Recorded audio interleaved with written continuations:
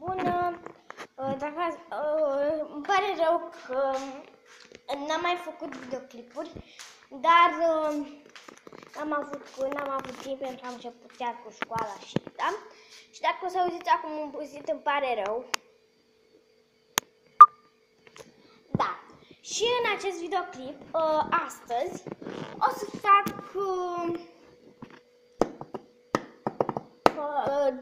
provocări nebune 5. Am dat 3 provocări pentru că n-am primit nicio provocare de la voi. Am primit de la o colegă de-a mea. Așa, prima provocare este să mănânc o lămâie. Da, dacă o să auziți ceva, îmi pare rău, dar este sora mea. Da, și o să încerc să mănânc această lămâie.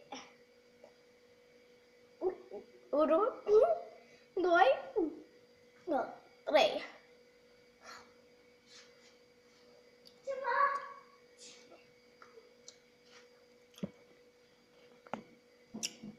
Nu pot să mușc.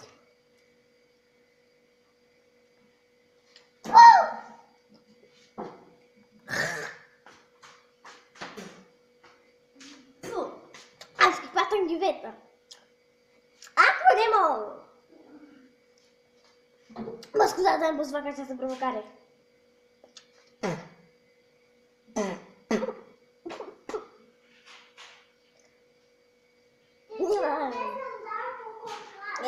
Nu, este groaznic. Următoarea provocare este să țin aici tableta pe geam, o țin deja pe geam, aici și să bat aici în ăsta jos. Asta. Să bat ca și cum ar fi la tope. 1, 2, 3.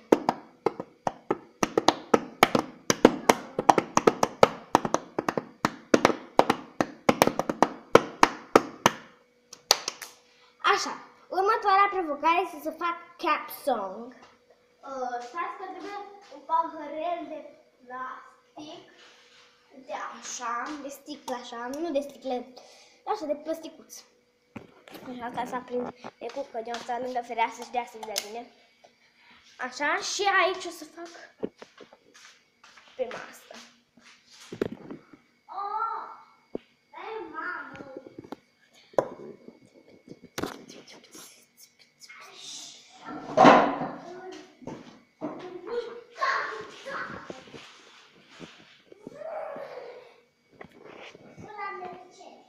Așa, să începem.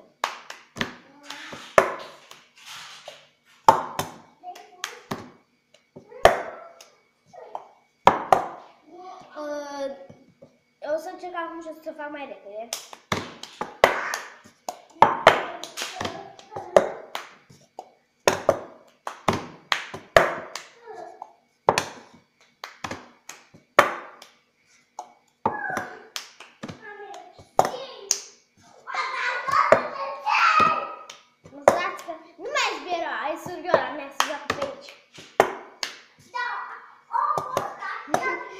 Așa, am făcut destul, acum este destul. Acum o să am uitat să vă spun că sunt 4 provocări, nu sunt 3. Nu sunt doar 3, sunt 4 și ultima provocare este să mănânc ketchup. Bun.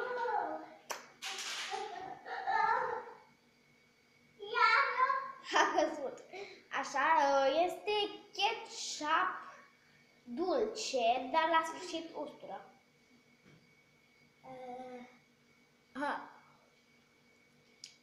Uite sânge.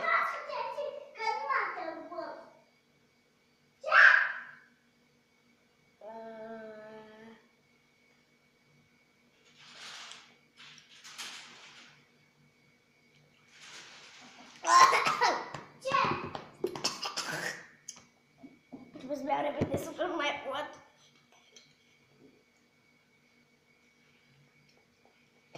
Nici asta nu e bun. Deci chiar ustură.